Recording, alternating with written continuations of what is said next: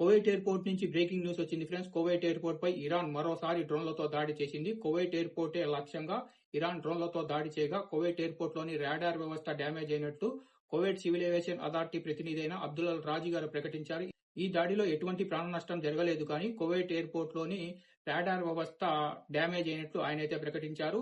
Kuwait ఎయిర్‌పోర్ట్‌లో already emergency alert ఉండడంతో పరిస్థితిని తొందరగా అదుపులోకి తీసుకొచ్చినట్టు ఆయనైతే ప్రకటించారు. ఈ ఇరాన్ వాళ్ళు ఎందుకు ఇలా కువైట్ ఎయిర్‌పోర్ట్ నే లక్ష్యంగా చేసుకొని దాడులు చేస్తున్నారో అర్థం కావడం లేదు.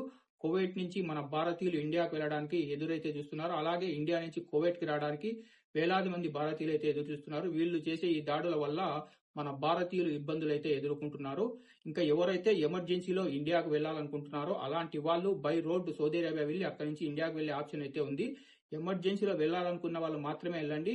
ట్రావెల్ ఏజెన్సీలతో కాంటాక్ట్ అయ్యి ఇప్పుడు కొద్దిగా రేట్లు తగ్గాయి. 200 నుంచి 200 దినార్లలో బై రోడ్డు సౌదీ అరేబియా పంపించి అక్కడి నుంచి ఇండియాకి అయితే పంపిస్తున్నారు. ఈ దాడులు ఎన్ని రోజులు జరుగుతాయో తెలియదు కాబట్టి ఎవరన్నా ఎమర్జెన్సీగా ఇండియాకు వెళ్ళాలనుకుంటే అలాంటి వాళ్ళు మీరు ట్రావెల్ ఏజెన్సీతో మాట్లాడి వెళ్ళొచ్చు. లేదంటే మీరు టికెట్లు బుక్ చేసుకున్న సౌదీ అరేబియా నుంచి మీకు ట్రాన్సిట్ వీసాలో ఏదైనా ఇబ్బందులు ఉంటే మన ఇండియన్ ఎంబసీ సహాయం అయితే చేస్తుంది. ఫ్రెండ్స్, ఇలాగే నేను ప్రతిరోజు మీ ముందుకు గల్ఫ్ ఇన్ఫర్మేటివ్ వీడియోస్ తీసుకొస్తుంటాను.